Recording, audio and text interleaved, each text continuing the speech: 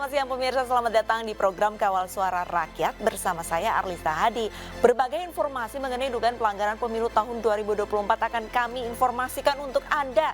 Kami sampaikan, Anda yang menilai.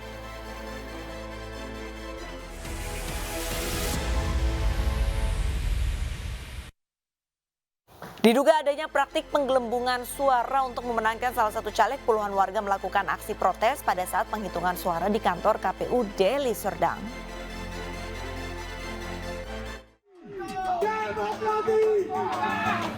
Kericuhan terjadi di depan kantor KPU Deli Serdang, Jalan Karya, Jasa, Kecamatan Lubuk Pakam, Kabupaten Deli Serdang, Sumatera Utara.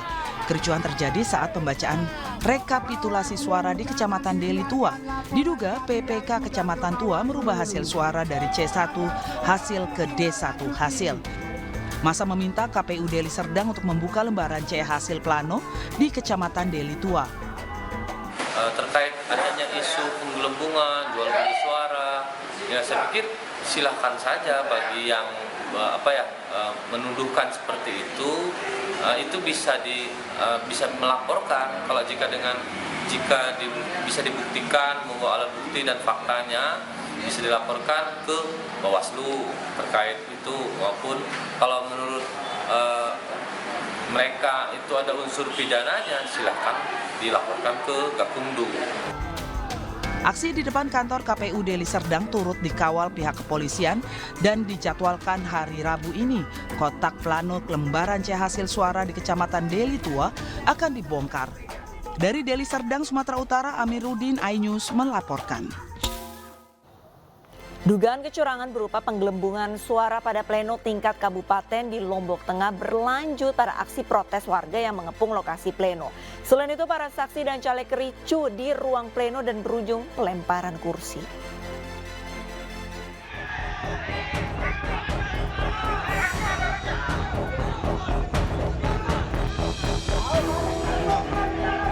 Kericuhan di lokasi pleno tingkat kabupaten di Lombok Tengah tidak terbendung usai puluhan warga datang dan mengepung gedung pleno yang berada di Aerotel Praya Lombok Tengah. Aksi warga ini merupakan bentuk protes terhadap hasil perhitungan suara yang diduga ada permainan sehingga tidak sesuai dengan hasil rekapitulasi tingkat kecamatan. Sementara itu, kericuhan terus berlanjut di dalam ruang pleno. Sejumlah saksi dan caleg adu cekcok dengan pimpinan rapat. Hingga terjadi aksi gebrak meja dan lempar kursi ke KPU dan Bawaslu Lombok Tengah. Beruntungnya aparat keamanan segera merelai dua belah pihak dan meredam kericuhan. Salah satu caleg mengaku kesal lantaran banyaknya kecurangan. Selain itu, laporan kecurangan yang dilakukan salah satu calon hingga kini belum ditindaklanjuti oleh Bawaslu Lombok Tengah. Bahkan mereka menunda itu dan ada tip X. Coba buka seluruh kotak suara ini. Kotak suara presiden tempat nyimpen hasil itu ya. Seluruhnya lihat ada tip X. Apa maksudnya di tip X? Ia mengganti, merubah tempat, mengurangi, menghilangkan, menambah. Kan itu. Dan ini terjadi di seluruh TPS. Pengamanan pleno sampai sekarang berjalan 70%. Kita siapkan satu SSK dari Brimob dan satu SSK dari Dalmas Polres untuk mengamankan jalannya pleno. Syukur alhamdulillah, walaupun dinamika sosial itu ada beberapa pengerahan massa dari para calon-calon anggota dewan, sampai detik ini alhamdulillah masih bisa tertib.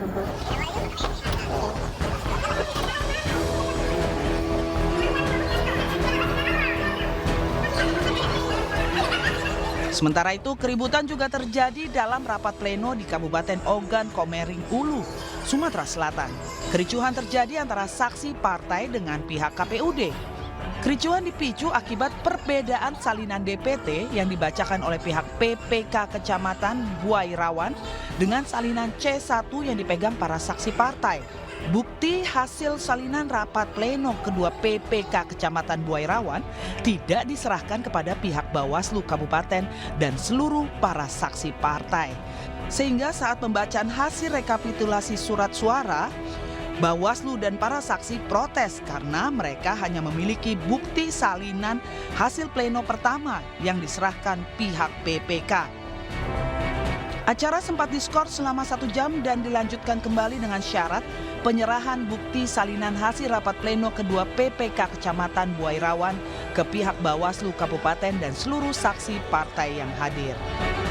Tim Liputan iNews melaporkan.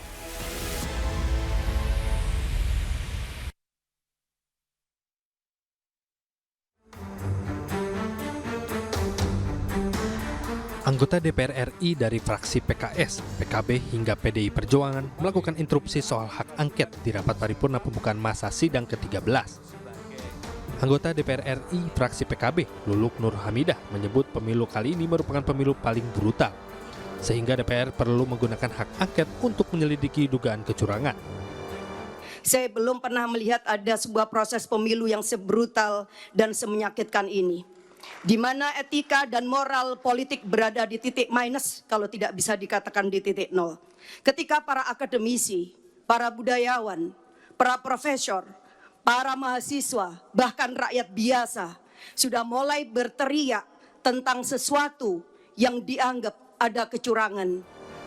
Terkait hak angket, anggota DPR RI fraksi PDIP Arya Bima meminta DPR menjalankan fungsinya dengan baik. Arya berharap DPR menunjukkan taringnya agar tercipta pemilu yang lebih baik.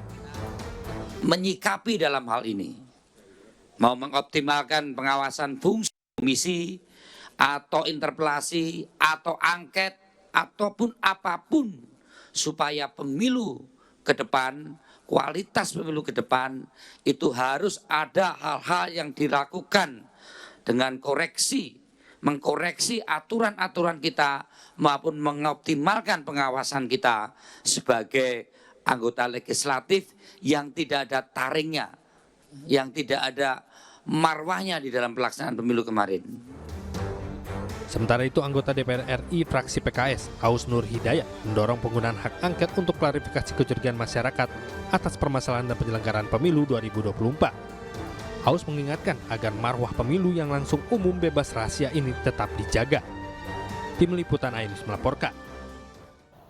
Usulan hak angket disuarakan sejumlah anggota DPR dalam sidang paripurna Selasa pagi. Hujan interupsi pun mewarnai sidang paripurna. Interupsi dilakukan mengenai hak angket dugaan kecurangan pemilu 2024.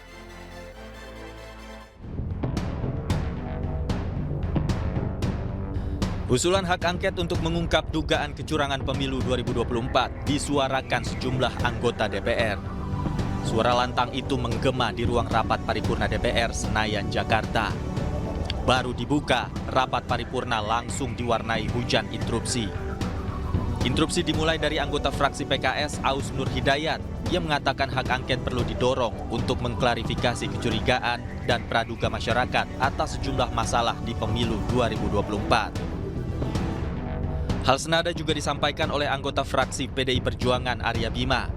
Dalam interupsinya, Arya mendesak pimpinan DPR serius menyikapi wacana hak angket. Ia juga menilai marwah DPR hilang dalam pengawasan terhadap penyelenggaraan pemilu 2024. Kemudian mengenai hak angket atau interpelasi atau pengawasan, DPR tidak boleh menutup mata apa yang terjadi di dalam pelaksanaan pemilu Pileg dan Pilpres kali ini. Berbeda dengan pemilu 2019, 2014, 2009 maupun 2004. Maka tadi saya mengatakan bagaimana pimpinan maupun kawan-kawan tidak antipati terhadap usulan angket, interpelasi atau pansus atau pengawasan di masing-masing komisi. Ada sesuatu hal yang tidak wajar. Ya, saya ucapkan selamat bagi yang menang, yang kalah pun mereka paham situasi lapangan. Money politik yang sudah tidak normal lagi. Satu suara bisa 1 juta, satu suara bisa 400, satu suara bisa 300. Wacana hak angket sebelumnya didorong oleh Koalisi Perubahan yang mengusung pasangan Anies Muhaimin dan parpol pengusung Ganjar Mahfud. Namun ada sejumlah syarat untuk mengajukan hak angket di DPR, yaitu minimal diajukan oleh 25 anggota DPR yang berasal lebih dari satu fraksi. Hak angket juga baru bisa berjalan jika mendapat persetujuan dalam rapat paripurna yang dihadiri oleh lebih dari setengah jumlah anggota DPR.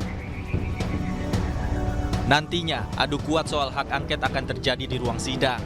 Jika prosesnya berjalan, publik akan menilai mana anggota DPR dan partai politik yang serius atau tidak serius dalam mengungkap dugaan kecurangan pemilu melalui hak angket. Dari Jakarta, Tim Liputan iNews